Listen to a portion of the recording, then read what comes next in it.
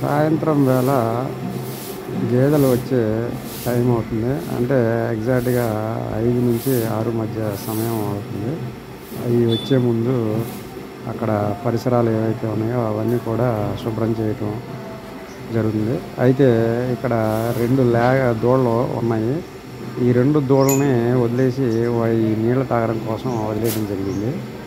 అవి నీళ్లు తాగుతూ ఉన్నాయి. ఆ తాగిన తర్వాత వాటిని తీసుకొచ్చి మళ్ళీ కట్టేయడం జరుగుతుంది. ఎందుకంటే వీటి ఈ పెద్ద గేదెలు వస్తాయి.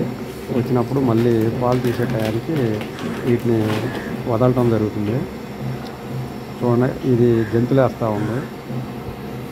ఇది ఈ దూడ గెంతులేస్తూ ఉంది.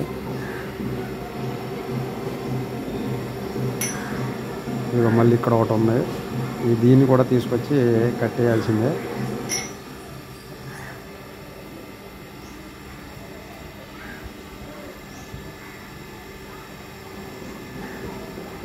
అది లాక్కొచ్చేసేసి దీన్ని కూడా ఇంకో దగ్గర